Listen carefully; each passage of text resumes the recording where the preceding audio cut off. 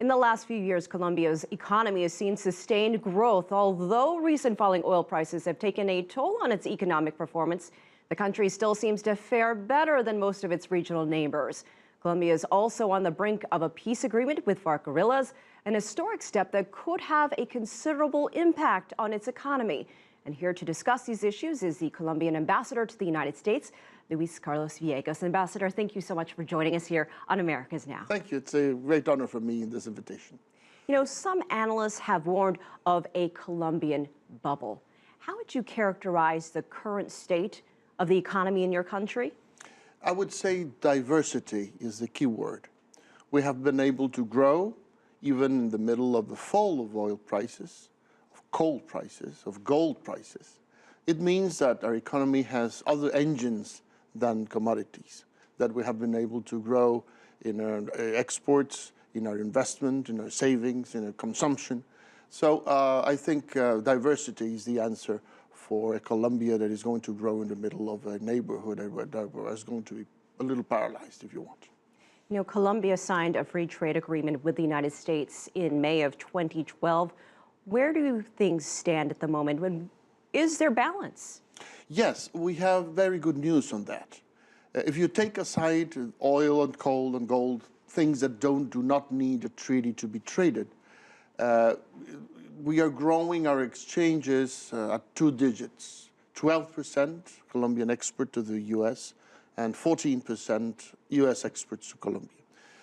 We are dealing with figures that will bring global trade of Colombia to around $120 billion this year. And it proves that free trade and investment work very well, because investment is also fruit of the treaty with the United States. You know, at the moment, the United States is still Colombia's main trading partner, but China has certainly made itself known in the region as of late. Do you ever see China overtaking the United States as Colombia's main economic partner? Well, it has had a very impressive performance. China moved from being our partner number 7 or 8 at the turn of the century to become number 2, as you mentioned. And that's only in trade. We are all missing Chinese investment as they have taken the decision in other countries of Latin America. We hope to increase that relationship in the future. We hope to increase our closeness to China through, for instance, the Pacific Alliance that we have with Mexico, Peru, and Chile. And of course, we have things that China needs, like energy and food, and we need the knowledge and the investment that China could bring to Colombia. I want to turn to the FARC peace negotiations currently taking place. You actually played a role on behalf of the government early on in these negotiations, but I want to ask you about the possible economic impact that success would mean for the economy. We are optimistic. We think we can reach an agreement with FARC. We think we have a democracy that has room for ideas, for debate, and we have invited FARC to obtain that. If we reach peace, the hard part will start. That is to implement the agreements and to bring change, the change Colombia has lived in the urban areas, to move that for some rural areas that really need that change, investment, infrastructure, etc. So we hope that it will bring a new engine for growth. The post-conflict Colombia, the implementation of the agreements, we have guessed that between 0.5 point and 1 point of growth will come additionally to the GDP of Colombia if we reach peace as soon as possible.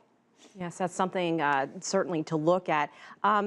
But will a peace agreement come with a price tag in the sense that other countries like the United States could pitch in and help with the implementation of what gets determined? No, we think we have to learn from other parts of the world, especially Central America. 25 years ago, many of us, including Colombia and the US, thought that once signed the peace agreements, everybody could go home happily. It was not so. We are still discussing things we should have discussed 25 years ago, the implementation of the peace agreements in Central America. Colombia has learned from that. Once we signed the agreements of peace with FARC, The hard part, as I told you, will start. That's the implementation. The meaning by that what has been agreed becomes a reality for everybody. That equality becomes a policy in the long run. That investment all over rural areas of Colombia will show up.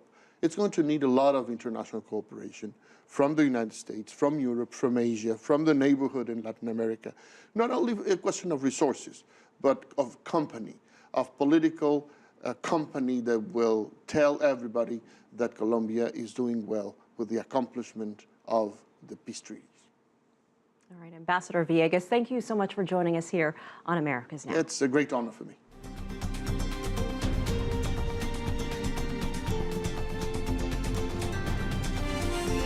America's Now